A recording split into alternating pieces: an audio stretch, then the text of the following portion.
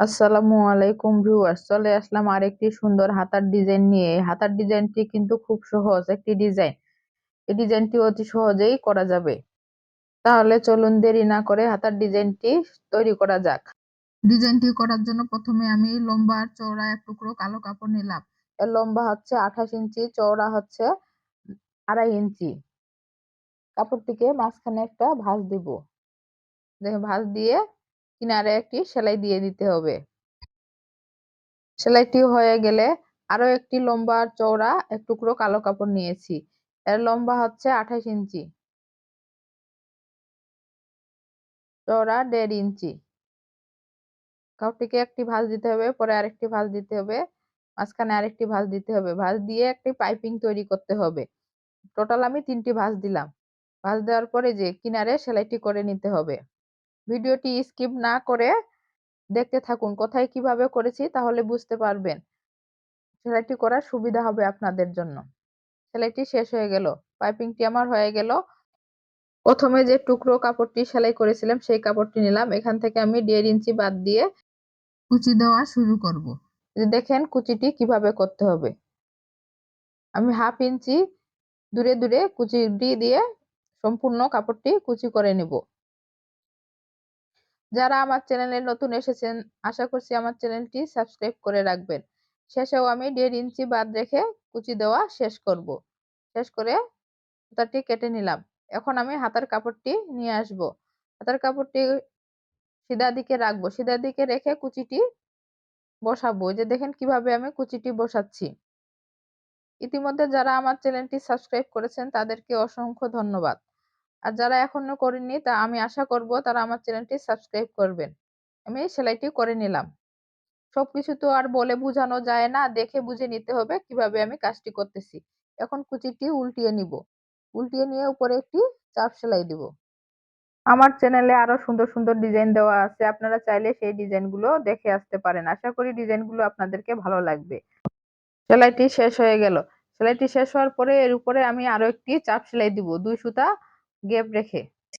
ভিডিওটি ভালো লেগে থাকলে লাইক, কমেন্ট আর শেয়ার করতে ভুলবেন না। এখন আমি এখানে একটি মাপ নিব, 1 ইঞ্চি 2 সুতা পরিমাণ মাপ নিব। দুই দিকে মাপটি একই সমান নিতে হবে, 1 ইঞ্চি 2 সুতা। মাপটি নেওয়ার পরে আমি সুন্দর করে সোজা করে একটি দাগ দিয়ে দিব। দাগটি আমি ফিতা দিয়ে দিচ্ছি, আপনারা এখানে স্কেল দিয়ে সোজা করে দাগটি দিতে পারেন। যে দাগটি আমার দেওয়া হয়ে গেল।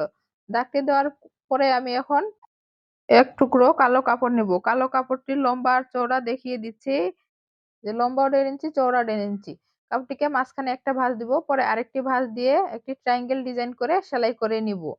আমার এইরকম আরো অনেক ট্রায়াঙ্গেল ডিজাইন লাগবে, সেজন্য আমি অনেকগুলো টুকরো কাপড় নিয়ে আসলাম। নিয়ে আসে আমি একইভাবে সেলাই করে নিব। আমি সবগুলো ট্রায়াঙ্গেল ডিজাইন করে নিলাম। ডিজাইনগুলো করে নিয়ে আমি এগুলো সরিয়ে রাখবো। সরিয়ে রাখলাম। সরিয়ে রাখার পর আমি এখন হাতের কাপড়টি নিয়ে আসলাম। নিয়ে আসে আমি যে পাইপিংটি করেছিলাম সেই পাইপিংটি নিলাম।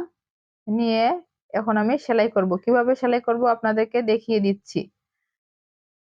যারা এখনো আমার চ্যানেলটি সাবস্ক্রাইব করেননি, আশা করি আমার চ্যানেলটি সাবস্ক্রাইব করে নেবেন।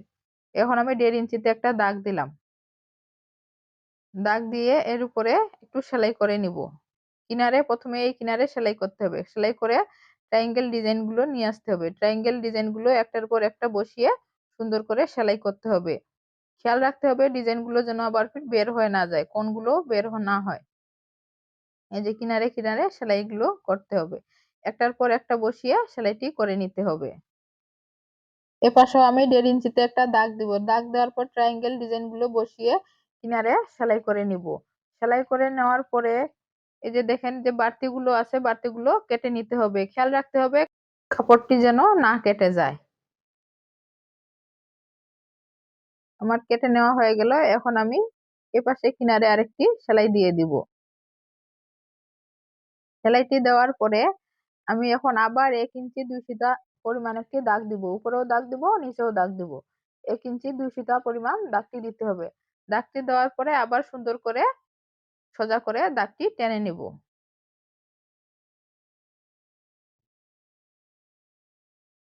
দেওয়ার পরে আবার উপরে 1.5 ইঞ্চি, আবার নিচেও 1.5 ইঞ্চিতে আরেকটি দাগ দিয়ে দিলাম। দাগ দিয়ে আরেকটি পাইপিং নিয়ে আসলাম। আরেকটি পাইপিং নিয়ে এসে সেম একইভাবে প্রথমে যেভাবে সেলাই করেছিলাম ওইভাবেই সেলাই করতে হবে। একটার পর একটা ট্রায়াঙ্গেল ডিজাইন দিয়ে বসিয়ে সেলাই করে নিতে হবে। সেলাইটি করার পর আবার বাড়তি অংশগুলো কেটে নিতে হবে। বাড়তি অংশগুলো কাটার সময় খেয়াল রাখতে হবে কাপড়টি যেন না কেটে যায়। আবার সাইডে আমি আরেকটি সেলাই দিয়ে দিব। সেলাইটি দিয়ে দিলে হয়ে গেল আমার সুন্দর এই হাতার ডিজাইনটি। ডিজাইনটি কিন্তু ইজি একটি ডিজাইন। আর ডিজাইনটি কেমন লাগলো তা অবশ্যই কমেন্ট করে জানাতে ভুলবেন না। আশা করি ডিজাইনটি আপনাদের সকলকে ভালো লেগেছে। আর ডিজাইনটি যদি ভালো লেগে থাকে তাহলে লাইক, কমেন্ট আর শেয়ার করতে ভুলবেন না। ভিডিওটি দেখার জন্য আপনাদের সকলকে অসংখ্য ধন্যবাদ। আসসালামু আলাইকুম।